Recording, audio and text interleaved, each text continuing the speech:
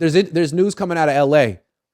Apparently, there's no guarantee that Matthew Stafford ever plays again. Matthew Berry of NBC Sports apparently asked about Matthew Stafford at the NFL Combine last week, and a source told him that Stafford, quote unquote, could barely throw last year, and that, quote unquote, retirement is still not out of the question. This seems to mean that the Rams could be in the quarterback market as well. They might bring back Baker. They might find a way to trade for Lamar Jackson. I don't know. Maybe they'll call up the Lions and ask if they can get Jared Goff back. Or maybe they'll get Jimmy Garoppolo. Hey, what do you think of this news? That kind Jimmy. I hope Jimmy stays in the division, please. Come on. I'd be such a Jimmy fan if he was in the Rams. Probably roll it back with Baker Mayfield instead. I would think so. Or maybe they go for both. Maybe they go for both. I mean, why not both, right? Yeah. No, because I think honestly at this time going into the free agency that I'm getting a better sense that it feels like Jimmy's more prone to find actual starting positions that and get even paid more just because of the guy. Because remember, let's not act like just because Baker had a decent finish with the Rams, it didn't mean like people cared about. Really dislike him. Yeah. You know, he's pretty much in the same boat as a Carson Wentz. It's like you guys are going to be bona fide backups probably for the rest of your careers because you're not starting caliber so much to your talent. Maybe you proved it in the first stretch because I did actually have Baker as one of my players that the 49ers should consider targeting. But, you know, at now this, it's like, okay, he's going to have to go to the Rams. What better way? You're going to be with McVay. You could prove that you're going to be the guy for like another year because if he does retire, if he gets injured, whatever. Because even if he does come back with Stafford, there's no proof that there's no sound comfortability that you're going to have that his elbow is going to hold up. And this is what, you know, the whole when you told me before, it's like, oh my God, I just kept thinking of Purdy because this is what it all feels like. You know, last year it was, okay, he's going to skip OTAs. He's going to take time off. You know, Stafford, all he needs to do is rest. And he comes in a training camp. It's like, yeah, still kind of bummed out. And then sure enough, like you have concussions, you have all this thing. I know they're not in relation to each other, but still, it's like everything was just bad juju from the start from it.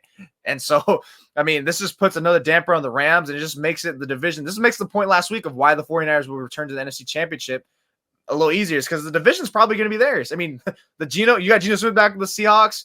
You should be fine handling them. The Cardinals are a joke. The Rams look like they're in rebuilding here. It should be relative cakewalk for you in the division. It should. I just think it's interesting. Are the Rams want to be relevant? Like they couldn't fill up their stadium even with a Super Bowl team. You know, I think they want star power. I think they've made that pretty clear.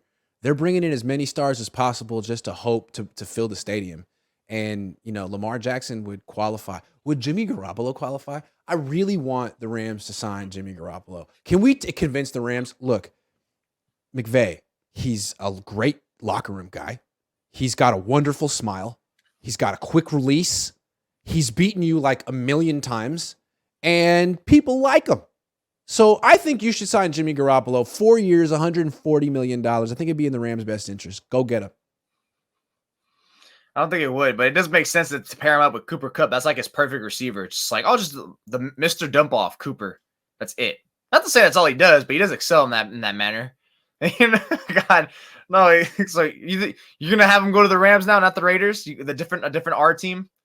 They are 3 hours apart, 4 hours apart, 5 hours apart, whatever. Hey, real quick, what do you think the Raiders are gonna end up doing at quarterback? What's their move? I know this is off topic. I think they got to go after Jacoby Brissett and Jarrett Stidham and draft. Okay, who are they going to draft? And draft, depending on what you get. But Jacoby Brissett. They're going to get Will Levis. They're going to get Will Levis. I hope not with 7th. That'd be kind of overstretched. 7. It's like all of a sudden, it's like, yeah, you got Anthony Richardson now in the top 5 category. It went from he's a first round pick to top 15 to top 10, and now he's going to be like, what the? Honestly, I don't see him top 5 material. I don't see it. I can get you can sell me on first round. I get it.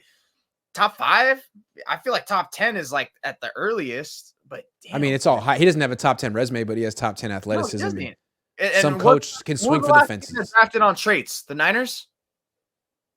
Does Anthony Richardson have more games played? He probably does. Barely. So, you know, yeah. I mean, I feel like the reason that like Jalen Hurts being Jalen Hurts is going to get Anthony Richardson drafted number 1.